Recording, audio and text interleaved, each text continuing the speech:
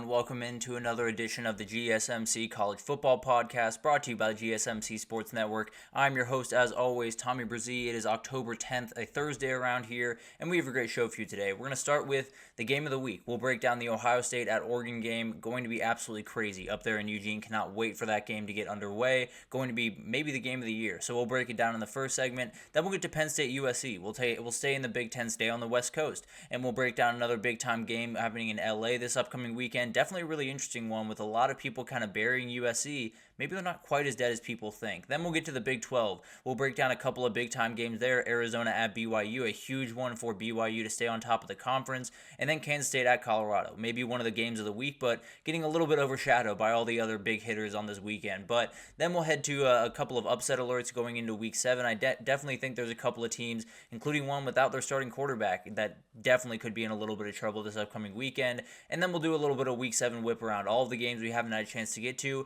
including a Big 12 one that you probably would have thought we would have broken down on the Big 12 segment, but I'll break down exactly why I didn't in that segment.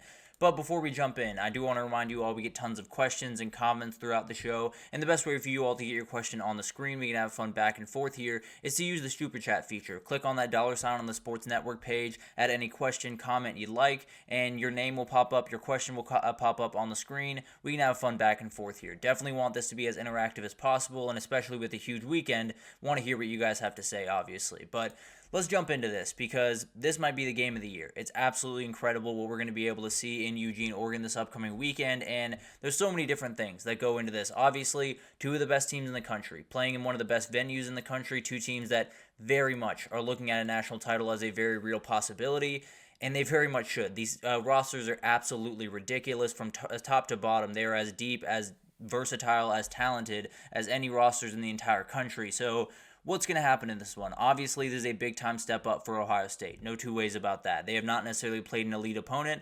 I would argue Oregon's gotten a little bit bigger of a test against Boise State, but at the end of the day, this is a big-time step up for Oregon all the same. So it's going to be interesting to see how these two teams react. We're going to pretty much learn what these two teams are on Saturday. So it's going to be really, really fun to watch this.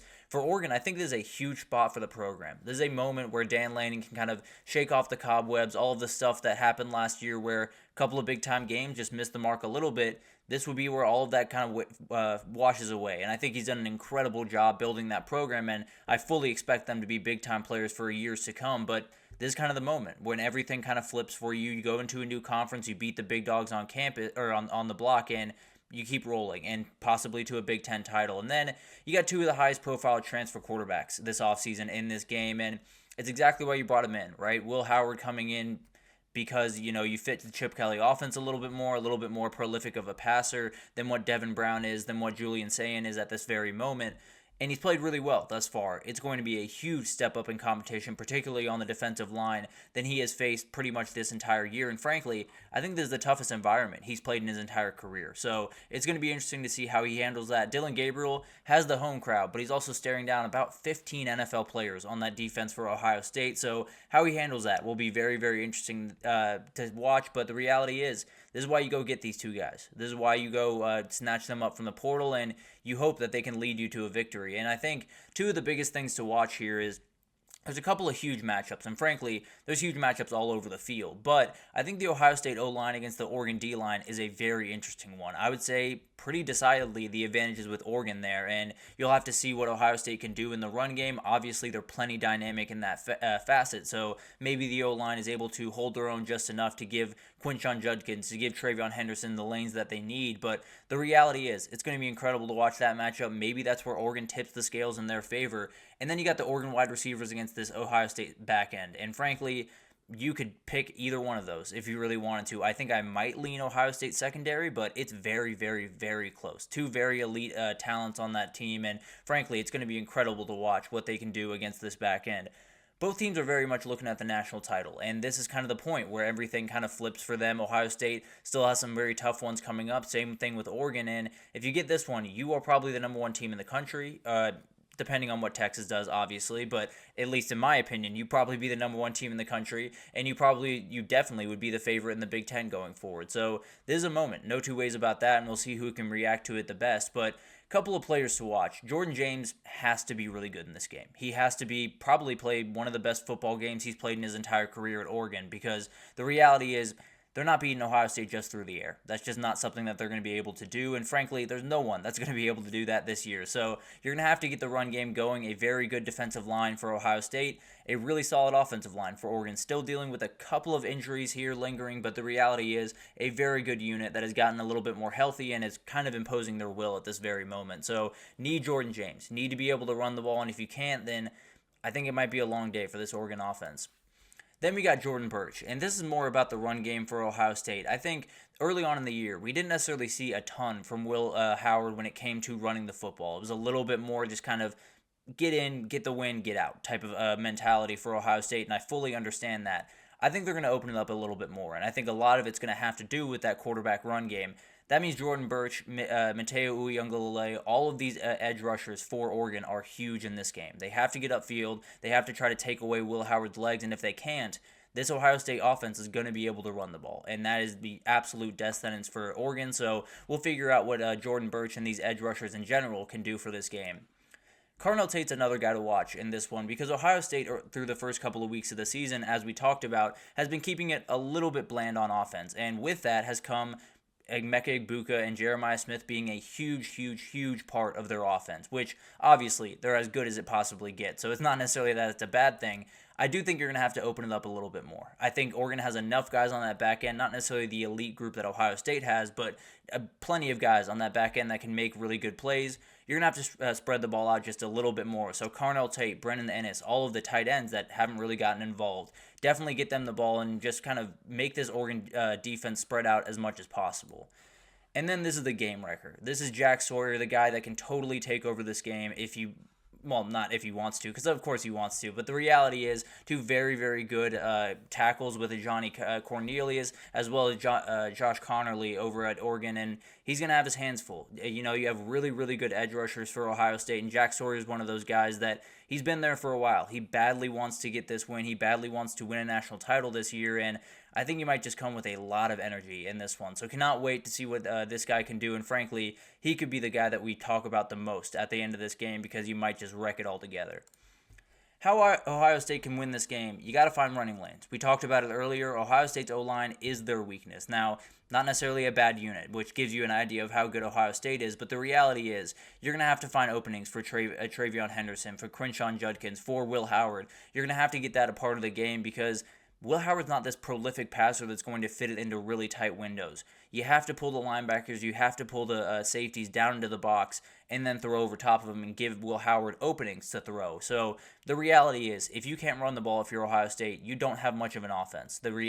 Playing against a very good defense against Oregon. So you're going to have to get this run game going early. You're going to have to make sure that you find lanes. I tend to believe they will just because of how dynamic that run game is and how hard it is for any defensive line really to get a beat on what they're doing. But it's going to be a fight, definitely, no doubt about that. Then on the other side, you got to keep the Oregon run game under wraps. Jordan James, Noah Whittington are massive in this game for Oregon because I don't know if I trust Dylan Gabriel to just stand back there and make the throws that he needs to make without a run game. So if you're Ohio State, stop him for very little yards after contact, very little explosives in the run game, and you're probably in a pretty good position because the reality is if you're able to handle this run game with 4 or 5 guys in the box, then you have a ton of guys on that back end, and frankly, you might be able to do it with the front 7 and then just leave the other guys on the back end to really do what they do, which is lock up receivers. So the reality is Ohio State has the dudes to do this. There's no two ways about that. Now, Oregon has the offensive line to kind of push them around and possibly kind of impose their will in that front. So you'll have to figure out what they can do, but I think that if they can slow down this run game, it's going to be really hard for Oregon to get much of anything going offensively. And then you got to collapse the pocket. I really like Dylan Gabriel. I think he's a very good player. That being said, if you move him off his spot, if you make sure that he is not necessarily sitting there making all the throws that he needs to make, and obviously if he gets moved off his spot, he can make plays. He's not necessarily totally useless once he gets out of the pocket. He can make plays with his legs, and Ohio State's going to have to worry about that on Saturday. It was probably the reason that Oklahoma won against Texas last year was because Dylan Gabriel extended plays with his legs. So there's a lot of different things to take into account here, but the reality is collapse the pocket, make him think a little bit more, and then he'll probably make one or two throws that you can take advantage of and take the other way. So going to be a huge game, but the reality is get to Dillon Gabriel, you probably win this one if you're Ohio State. On the Oregon side, you have an ability to win the trenches in this game. The Ohio State defensive line is absolutely elite in every way. Your offensive line's really solid, and I don't know if they're going to outright dominate them, but control that battle. Stay on even footing in that battle, and then your defensive line should be able to beat up this offensive line for Ohio State. Now, that's going to be a battle, no two ways about that. The Ohio State offensive line is not terrible by any means, but if there's a decided advantage in this game, it's probably the Oregon D-line against the Ohio State O-line, if I had to imagine at least. And so if Oregon can control the line of scrimmage, limit Ohio State's run game at least a little bit with all of the different weapons they have, and get theirs going downhill, they have every ability to kind of roll in this game. I don't want to say roll. They have every ability to control the pace of this game and win it at home. So it's going to be really incredible to watch that. And frankly, if you just look at the bodies right now, I tend to lean Oregon, at least in the trenches in particular. Then you got to get Will Howard's mistake early. If I had to imagine, this crowd is going to be on fire to start this game, and the worst thing that could possibly happen is Ohio State slowly rolls down the field on a 12-play drive and scores a touchdown. You have to avoid that at all costs. And frankly, Will Howard has made a mistake in every 3 of the games in the past 3 weeks. He's thrown a pick that has not been great in most of those weeks. If you can get that mistake early, if you can go up by 7-0, 14-0 with a mistake from Will Howard, this crowd's going to be into it, and it's going to be really hard for him to find his footing, especially in an environment that's going to be just on fire. Then you got to let your playmakers work.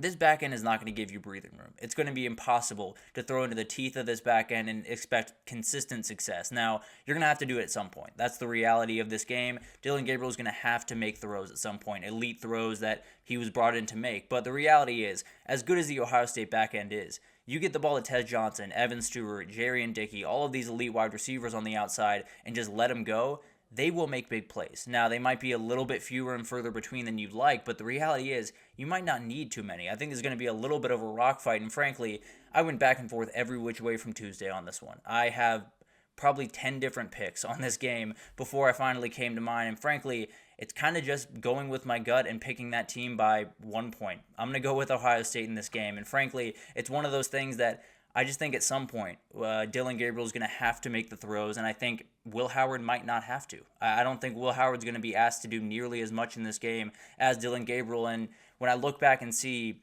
Dillon Gabriel is going to have to make the throws into tight windows at some point in this game, I'm having a hard time seeing that not end in at least a couple of picks and Ohio State making big plays down the stretch. So I am going to go Ohio State, and I'm going to go them by the slimmest of margins you could possibly imagine. Frankly, I think we're going to walk out of this game saying that's two of the best teams in the country, and there's no doubt about that. So it's going to be an incredible game. No two ways about that. I just kind of went with my gut at the end of the day, if I'm being totally honest, but I do think Ohio State gets the win. I think they keep rolling on and get a huge statement win for this title run that they're trying to be on. So it's going to be incredible to watch that one unfold, but let's take our first break here. And when we come back, we're going to get into Penn State at USC, a huge, huge game out there in LA, and I cannot wait for it, but we'll break it down right after this.